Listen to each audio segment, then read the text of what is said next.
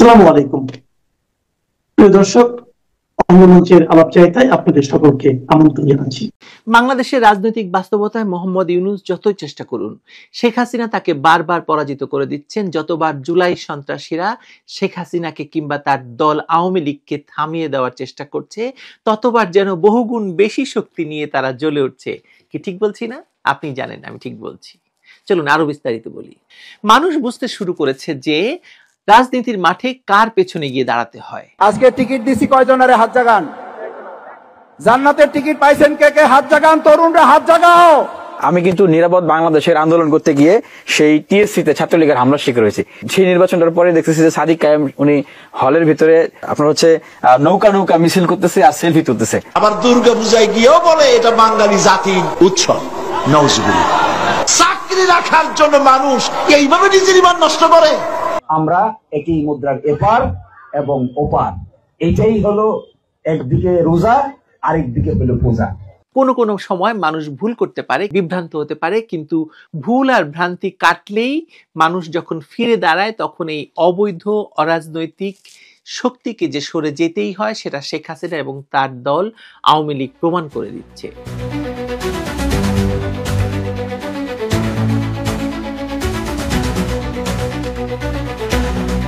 জুলাই সন্ত্রাসের মাধ্যমে ক্ষমতা দখলকারী ডক্টর মোহাম্মদ ইউনূস এবং তার সহযোগীরা বাংলাদেশে হেন কোনো পথ নেই যে পথে হাঁটছে না আওয়ামী লীগকে থামিয়ে দেওয়ার জন্য। সবার আগে তারা শেখ হাসিনাকেই টার্গেট করেছে, ক্ষমতাচ্যুত করেছে, দেশ ছাড়া করেছে, দেশে থাকলে তাকে নৃশংসভাবে হত্যা করা হতো এমন এক পরিবেশ তৈরি করেছে। অথচ দেশের বর্তমান পরিস্থিতি কি বলছে? আপনার কি মনে হয় না যে এত চেষ্টা করেও জুলাই সন্ত্রাসীরা শেখ হাসিনা ও আওয়ামী লীগকে দেশের রাজনীতি থেকে মুছে ফেলতে তো পারেইনি, বরং অতীতের যে কোনো সময়ের তুলনায় শেখ হাসিনা এবং আওয়ামী লীগ আরো বেশি প্রাসঙ্গিক হয়ে উঠেছে। সেটা দেশে তো বটেই, আন্তর্জাতিক ভাবেও। দেশটা আগেই সুন্দর ছিল, ঠিক আছে? এখন আর এই দেশে কোনো নিরাপত্তা নাই, আইন তো নাই বললেই চলে। শেখ হাসিনা বর্তমান অবস্থা থেকে অনেক অনেক গুণ ভালো ছিল। মানুষের মুখে মুখে শুনি আগের সরকার ভালো ছিল, আমরা এখন ভালো নেই। বাংলাদেশে এই জুলাইকে বিক্রি করে দিছে ছাত্র উপদেষ্টারা। সকল উপদেষ্টাদের মধ্যে এই ছাত্র উপদেষ্টারা সবচেয়ে বেশি দুর্নীতি করছে। আওয়ামী লীগের কিসের স্বৈরাচার? এইটা তো সন্ত্রাসীরা বলছে, জঙ্গলি আর সন্ত্রাসীরা। ভোট কাকে দিবে? ভোট কাকে দিবে? এখন তো হাসিনা নাই, কাক ভোট দেবো? অর্থাৎ বাংলাদেশের বর্তমান রাজনৈতিক পরিস্থিতি এতটাই গোলমেলে, এর ভেতরে একটি বিষয় আশ্চর্য রকম স্পষ্ট। ক্ষমতাচ্যুত হলেও শেখ হাসিনা এখনো রাজনীতির কেন্দ্রে। তাকে চাপ দিয়ে সরিয়ে দেওয়ার সব প্রচেষ্টায় শেষ পর্যন্ত অস্বস্তি তৈরি করেছে ক্ষমতাসীনদের জন্য। আর এখানে এই সংঘাতটিকে অনেকে দেখছেন শেখ হাসিনা এবং মোহাম্মদ ইউনূস এই দুই ভিন্ন রাজনৈতিক চরিত্রের লড়াই হিসেবে। ইউনূসকে আর কেউ অরাজনৈতিক বলতে পারছে না এখন আর। পৃথিবীও মনে করছে যে ইউনূসের একটি ভয়ঙ্কর রাজনৈতিক উদ্দেশ্য ছিল, সেটি সফল করেছে আপাতভাবে। শুরু থেকেই ডক্টর ইউনূসের লক্ষ্য ছিল শেখ হাসিনাকে রাজনৈতিকভাবে বিচ্ছিন্ন করা। দেশের গণমাধ্যমে তাকে নিষিদ্ধ রাখার প্রচেষ্টা ছিল তারই অংশ। এরপর যখন দেখা গেল বিদেশেও তিনি কথা বলার সুযোগ পাচ্ছেন, তখন সরকার দিল্লিতে অবস্থানরত শেখ হাসিনার সাক্ষাৎকার বন্ধ করতে ভারতকে পর্যন্ত অনুরোধ জানিয়েছে, ভারতের রাষ্ট্রদূতকে পররাষ্ট্র মন্ত্রণালয়ে তলব করে। কিন্তু মজার ঘটনা হলো এই তলবের পর দিনই শেখ হাসিনা বিবিসিকে সাক্ষাৎকার দিলেন। তিনি সেখানে পরিষ্কার জানিয়ে দিলেন মানবতা বিরোধী অপরাধে তার বিরুদ্ধে যে মামলা চলছে তা রাজনৈতিক প্রতিহিংসা ছাড়া আর কিছু নয়। তিনি আন্তর্জাতিক আদালতের বিচার চেয়েও আরো একবার সেই বার্তাকে শক্ত করলেন। ইউনূস শেখ হাসিনাকে নীরব করতে চেয়েছে, কিন্তু শেখ হাসিনা প্রত্যেকবারই আরো জোরালো হয়ে ফিরে এসেছেন। শেখ হাসিনার বিরুদ্ধে যে বিচার চলছে তাকে তিনি শুধু ক্যাঙ্গারু কোর্ট বলেই ক্ষোভ প্রকাশ করেননি, বরং এই প্রক্রিয়াকে প্রতিশোধের রাজনীতি হিসাবেও ব্যাখ্যা করেছেন। যারা একসময় যুদ্ধাপরাধীদের রক্ষা করতে চেয়েছিল, আজ তারা সুযোগ পেয়ে শেখ হাসিনাকে সেই আদালতে দাঁড় করিয়েছে। এটি কোনো বিচার নয়, এটি রাজনৈতিক প্রতিহিংসার প্রতিষ্ঠিত রূপ। এটি আরো স্পষ্ট হয়ে ওঠে যখন আওয়ামী লীগ আদালতের রায় ঘোষণার আগের দিন ঢাকা লকডাউনের ডাক দেয়। সরকারি কঠোর মনোভাব, নিরাপত্তা বাহিনীর বিপুল উপস্থিতি, সড়কে সড়কে তল্লাশি, মোবাইল চেক করা, সবকিছুর পরেও দিনের শুরুতেই রাজধানী স্তব্ধ হয়ে যায়। যানবাহন কম, বাস ট্রেনের গতিবিধি সীমিত, অনেক এলাকায় আগুন ও বিস্ফোরণ। এই দৃশ্য দেখিয়ে দেয় রাজনৈতিক উত্তেজনা কতটা গভীর। রয়টার্স একথা বলছে, আমরা নই। এই লকডাউনে সাধারণ মানুষের অংশগ্রহণই সরকারের মূল অস্বস্তির জায়গা। কারণ সরকার তো এতদিন বলে এসেছে যে আওয়ামী লীগ শেষ, তাদের জনভিত্তি শেষ, কিন্তু মানুষ রাস্তায় নামতে না পেলেও ঘরে থেকে এই হরতাল বা লকডাউনে ব্যাপক সাড়া দিয়েছে। এর কারণ কি জানেন? কারণ হচ্ছে বিগত 16 মাসের অভিজ্ঞতা মানুষকে বুঝিয়েছে আওয়ামী লীগকে ক্ষমতাচ্যুত করা হলেও তাদের উন্নয়ন দৃষ্টি এবং নেতৃত্বের ধারাবাহিকতা হঠাৎ করে হারিয়ে যায়নি। মানুষ দেখছে দেশ কোন দিকে যাচ্ছে আর কোন দিকে যেতে পারত। আর এখানেই ডক্টর মোহাম্মদ ইউনূসের বা তার গঙের রাজনৈতিক পরাজয়, এই পরাজয় কিন্তু আজকের না কেবল, এর শুরু আরো আগেই, অনেক আগে। ইউনূসের এই রাজনৈতিক পরাজয় আসলে শুরু হয়েছিল পদ্মা সেতুর আমল থেকে। পদ্মা সেতুর অর্থায়ন বন্ধ হওয়ার নেপথ্যে ইউনূসের ভূমিকার কথা আপনারা সবাই জানেন। সেই সময় শেখ হাসিনা বিদেশি চাপকে চ্যালেঞ্জ করেছিলেন এবং দেশীয় অর্থায়নে সেতু নির্মাণের ঘোষণা দিয়ে নিজের রাজনৈতিক ঝুঁকি নিয়েছিলেন। সেতু দাঁড়িয়ে গেছে। ইউনূসের বিরুদ্ধে এটি ছিল শেখ হাসিনার প্রথম বিজয়। এরপর ইউনূসের বিরুদ্ধে শ্রম আইনের মামলায় দণ্ড ঘোষণাকে চাইলেও আপনি দ্বিতীয় পর্বের ঝটকা হিসেবে দেখতে পারেন। আরেকটি মামলা যাতে ইউনূসের শাস্তি হতোই, যাতে তাকে জেলে যেতে হতো, সেই মামলার রায় ঘোষণার দিনই ইউনূস ক্ষমতা দখল করে, শেখ হাসিনাকে ক্ষমতাচ্যুত করে এবং পরে সেই মামলা থেকে সে অবৈধভাবে খালাস পায়। কারণ আদালত ততক্ষণে তারা দখল করে নিয়েছে এবং নিজেদের শয়ন কক্ষ বানিয়ে ফেলেছে। তাহলে এখনকার পরিস্থিতি হলো ইউনূসের জন্য তৃতীয় ধাক্কা, এবং এটি হয়তো সর্বশেষ ধাক্কা, যেখানে ক্ষমতা হাতে নিয়েও ইউনূস রাজনৈতিক স্থিতি আনতে পারছেন না। তার প্রতিটি প্রচেষ্টা শেখ হাসিনাকে নীরব করা, আওয়ামী লীগকে ভেঙে দেওয়া, গণমাধ্যম নিয়ন্ত্রণ, বিদেশি রাজধানীতে উদ্বেগ সৃষ্টি, সবই একটি বড় রাজনৈতিক অস্বস্তি থেকে জন্ম নিচ্ছে। আল জাজিরার মতো শেখ হাসিনার কট্টর সমালোচক গণমাধ্যমও স্বীকার করছে যে আওয়ামী লীগ আবার জনমনে স্থান করে নিচ্ছে এবং শেখ হাসিনা আজও রাজনৈতিক বাস্তবতায় সবচেয়ে বড় শক্তি। ক্ষমতাচ্যুত হলেও শেখ হাসিনা শুধু বেঁচে নেই, তিনি রাজনীতির কেন্দ্রে টিকে আছেন, প্রতিপক্ষের প্রতিটি চাপের সামনে প্রতিবারই নতুনভাবে উঠে দাঁড়াচ্ছেন। শেখ হাসিনা এখনো আগের মতোই প্রভাবশালী, দৃঢ়, আর তার প্রতিপক্ষ যতই কৌশল করুক বারবার তাদেরকে পরাজিত করে দিচ্ছেন তিনি। দীর্ঘ টানাপোড়েনের পর এখন বাংলাদেশের রাজনৈতিক আঙিনা একটি বড় সত্য পরিষ্কার। শেখ হাসিনাকে থামানোর প্রতিটি চেষ্টা শেষ পর্যন্ত তার পক্ষেই প্রতিক্রিয়া তৈরি করেছে। তার উপস্থিতি, তার বক্তব্য, তার দল, এমনকি তার বিরুদ্ধেই গঠন করা আইনি প্রক্রিয়া সবই আজ বিরূপভাবে ক্ষমতাসীনদের পাল্টা আঘাত করছে, ফিরে আসছে তাদের দিকে। এ কারণে আজকের রাজনৈতিক প্রশ্নটা খুব সরল। রাষ্ট্র ক্ষমতার মালিকানা থাকা মানেই কি রাজনৈতিক বিজয়? অবশ্যই নয়। বাংলাদেশের সাম্প্রতিক ঘটনাবলী ইঙ্গিত দেয় সেটা যে নয়। ক্ষমতা পরিবর্তন হয়েছে কিন্তু প্রভাবের কেন্দ্র এখনো বদলায়নি, এখনো সেটা শেখ হাসিনাতেই আছে। আপনি বিশ্বাস করেন না? আপনিও বিশ্বাস করেন, আমি জানি আপনি সেটা বিশ্বাস করেন। প্রিয় সুধী, আশা করি সবাই ভালো আছেন। আসলে আজকে একটি গুরুত্বপূর্ণ বিষয় নিয়ে কথা বলতে চাই। আপনারা জানেন যে বাংলাদেশের যে নিরাপত্তা উপদেষ্টা তিনি খলিলুর রহমান, তিনাকে ভারত ডেকে পাঠিয়েছেন। মানে ভারত আসবে না, বলেছে আপনাকে আসতে হবে। কেন আসতে হবে? আপনার সাথে সলা পরামর্শ আছে। তিনি এখন ভারতে যাচ্ছেন। ভারতে যাওয়ার পর কি বার্তা নিয়ে আসে সেটা আপনাদেরকে বলবে। কিন্তু আমরা যারা খোঁজ খবর রাখি তারা জেনেছি যে ভারত ওনাকে একটু সাবধান বাণী দেওয়ার জন্য ডেকেছেন। বলেছেন যে আপনি আসেন, আপনার সাথে সলা পরামর্শ আছে। ওনার সাথে কি পরামর্শ? পরামর্শটি হচ্ছে গত কদিন থেকে, কয়েক মাস থেকে আপনারা যদি দেখেন, পাকিস্তানের অ্যাডমিরাল যিনি নৌবাহিনীর কমান্ডার তিনি বাংলাদেশে এসছেন। পাকিস্তানের সেনাবাহিনীর উপপ্রধান তিনি বাংলাদেশে এসছেন। লস্করে তৈয়বা এবং জয়শি মোহাম্মদ এই দুইটি দলের প্রধান বা উপপ্রধানরা বাংলাদেশে এসছেন। তাদের কোনো ভিসাও নিতে হয়নি। ঢাকা এয়ারপোর্টে এসছেন, সিলমারি দিয়ে তাদেরকে মামার বাড়িতে ঢুকানো হয়েছে। এর মধ্যে দিল্লিতে লাল কেল্লার কাছাকাছি জায়গায় একটি বোমা হামলা হয়েছে, যেখানে 13 জন মানুষ মারা গিয়েছে। 9 জন স্পট ডেড, পরবর্তীতে আরো 3 জন মারা যায়, তাও 4 জন, মোট 13 জন মানুষ মারা যায়। এদিকে ইসলামাবাদেও একটি হামলা হয়েছে, সেই হামলায় 12 জন লোক ইনস্ট্যান্টলি মারা যায়।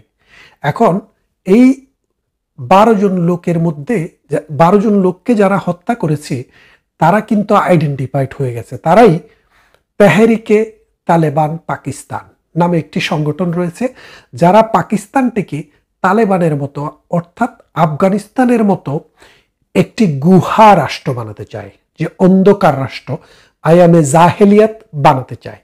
সেই জন্য এই পাকিস্তানের উপরে নানানভাবে বোমা হামলা করছে, হত্যা করছে, যুদ্ধ করছে। কদিন আগে আপনারা দেখলেন পাকিস্তান এই কাবুলে হামলা চালিয়েছে, কাবুল পাকিস্তানে হামলা চালিয়েছে। তার মানে হচ্ছে ওই মামা ভাগ্নার মধ্যে বিশাল একটা যুদ্ধ চলছে। একটা সময় ছিল আমরা দেখেছি এই পাকিস্তানে আফগানিস্তানের সমস্ত জঙ্গিদেরকে ট্রেনিং দেওয়া হতো। পাকিস্তানের সীমান্তবর্তী অঞ্চলগুলো ছিল আফগানিস্তানের মানুষের যুদ্ধে ট্রেনিং দেওয়ার ক্ষেত্র। অস্ত্র দিত পাকিস্তান, বাইরে থেকেও আসতো, কিন্তু সেটা পাকিস্তানের ভেতর দিয়েই আসতো। খাবার দিতেন তারা, শিক্ষা দিতেন তারা, ট্রেনিংও দিতেন তারা। এই আফগানিস্তানি পরবর্তীতে তালেবানি বিপ্লব ঘটিয়ে তারা রাষ্ট্র কায়েম করলো, আর এখন তারা পাকিস্তানকেও খেয়ে ফেলতে চাচ্ছে।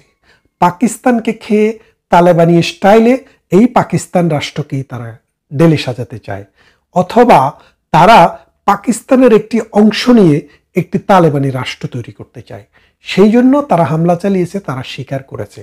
কিন্তু দিল্লিতে যে হামলাটি হয়েছে এটির দায় কিন্তু কেউ স্বীকার করেনি। আপনারা জানেন যে লস্করে তৈয়বা এবং জয়শি মোহাম্মদ আগে বলেছিল যে আমরা পূর্বাঞ্চলীয় সীমান্ত ব্যবহার করে ভারতে আক্রমণ করব ভবিষ্যতে। এই পূর্বাঞ্চলীয় সীমান্ত বলতে যেটাকে বোঝায় সেটা হচ্ছে বাংলাদেশের সীমান্ত।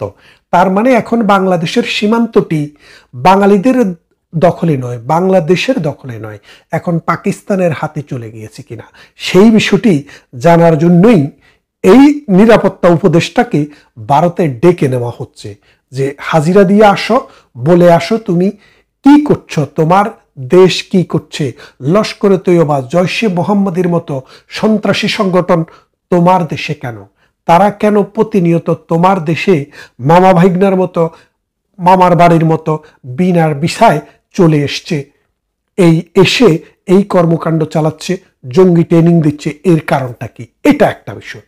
দ্বিতীয় আরেকটি বিষয় হচ্ছে যে সাম্প্রতিক সময়ে আপনারা পত্রিকায় দেখেছেন, স্টেটমেন্টে শুনেছেন, আসিফ মাহমুদ সজীব ভুঁইয়া নামে যে বাটপার মন্ত্রী, দুর্নীতিগ্রস্ত মন্ত্রী এবং চাঁদাবাজ যে মন্ত্রী, সেই মন্ত্রী বলেছে যে 8 থেকে 9 হাজার তরুণকে অস্ত্রের ট্রেনিং দিবে। কারণ তিনি বলছেন জিওপলিটিক্যালি আমরা যেখানে আমাদের সেখানে যুদ্ধ করা লাগতে পারে। তার মানে আমাদের যুদ্ধ করার মতো দেশ আছে শুধু একটি, সেই দেশটি হচ্ছে ভারত। কারণ 254 মাইল, মাত্র 54 কিলোমিটার মাত্র বার্মার সাথে আমাদের সীমান্ত।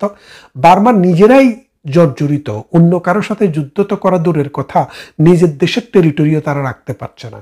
এই ছাড়া বঙ্গোপসাগরে জল কেলি করা ছাড়া আমাদের আর কোনো রাষ্ট্র প্রতিবেশী আমাদের নেই। আমাদের মূল প্রতিবেশী ভারত। এই ভারতের সাথে যে আমাদের 4000 স্কয়ার কিলোমিটার যে সীমান্ত রেখা, one of the biggest border line, সেই ভারতের সাথেই তিনি যুদ্ধের কথা ইঙ্গিত করেছেন। এখন ভারত বুঝতে চাচ্ছে যে আপনারা কি আসলে যুদ্ধ করতে চান নাকি আমাদেরকে কাতুকুতু দিতে চান।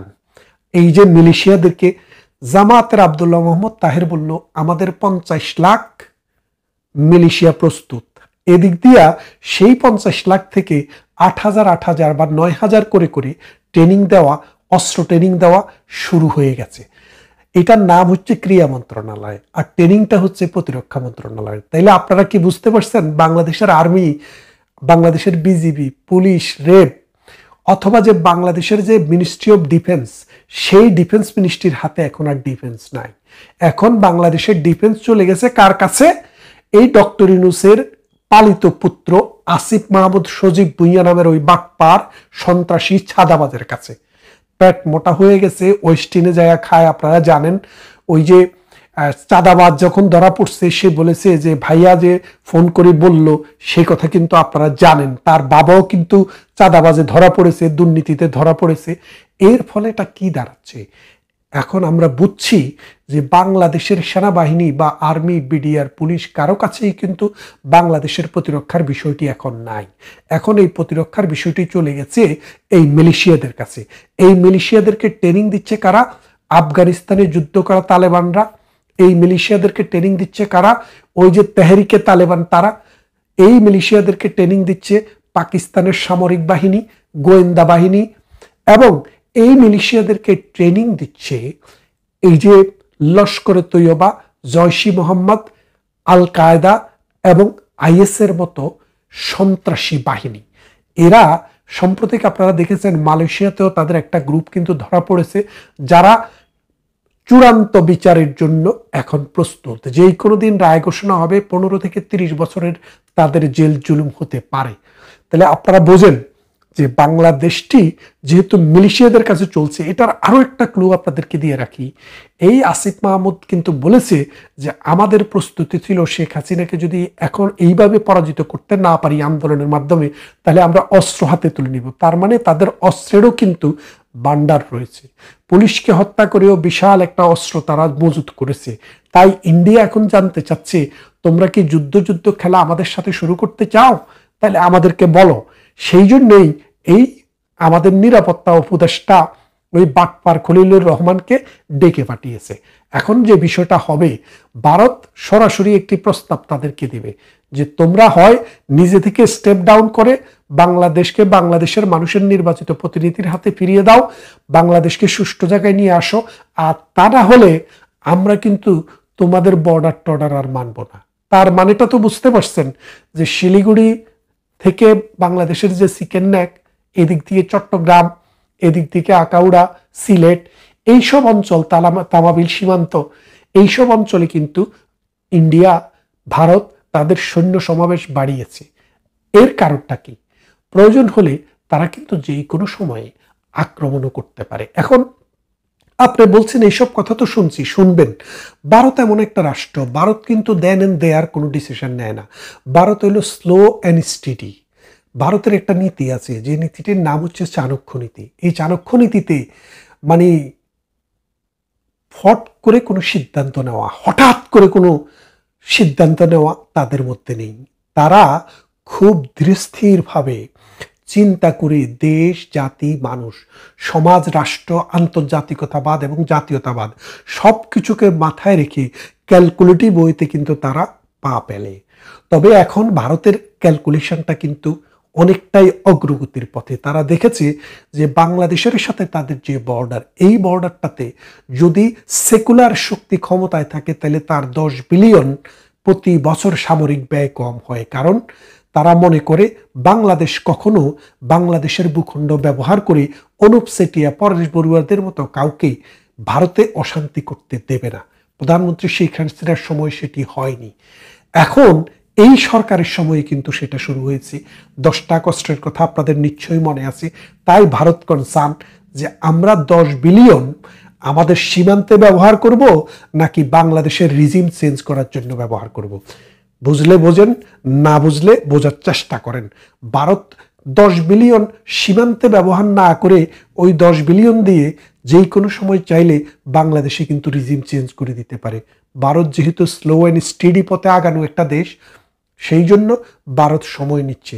ভারতেরও কিন্তু একটা নির্দিষ্ট কি বলবো টলারেন্সের একটা লিমিট আছে। তাদের লিমিটটা যখন শেষ হয়ে যাবে তখন আপনারা বুঝবেন শুধু ইনুস নয়, ইনুসের বাপেরও ক্ষমতা নেই ভারতকে ডিকটেট করে, ভারতকে থ্রেট দেয়, ভারতের অশান্ত করার জন্য ভারতকে কোনো কাজকর্ম করে। সুতরাং মনে রাখেন, এই দিন নয়, দিন আরও আসবে। আপনারা যারা অসাম্প্রদায়িক চেতনায় বিশ্বাস করেন, মুক্তিযুদ্ধের চেতনায় বিশ্বাস করেন, বাংলাদেশ আওয়ামী লীগের যে স্বাধীনতার সবকের শক্তির প্রতি যাদের মায়া, মমতা, ভালোবাসা আছে, আপনাদের ভয় পাওয়ার কোনো কারণ নেই। দিন যত যাচ্ছে সারা বিশ্ব আমাদের পাশে এসে দাঁড়াচ্ছে। আপনারা দেখেন প্রধানমন্ত্রী শেখ হাসিনার বাংলাদেশে কথা বলা বন্ধ, অথচ পৃথিবীর বহু দেশ তার বক্তৃতা নিচ্ছে, বিবৃতি নিচ্ছে, তার খবর ছাপাচ্ছে। কারণটা কি? বাংলাদেশে তো আরো বহু নেতা ছিল, এক্সাইলে ছিল, ঘরের ভিতরে ছিল, দীর্ঘদিন ক্ষমতায় আসতে পারেনি। তাদের কথা কয়টা পত্রিকা ছাপিয়েছে?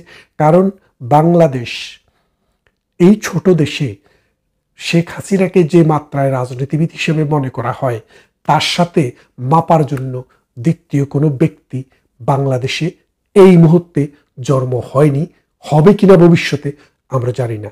তাই প্রধানমন্ত্রী শেখ হাসিনার প্রতি আস্থা রাখুন, তিনি কাজ করছেন রাতে এবং দিনে। আপনাদের জন্য সুখবর আসবেই।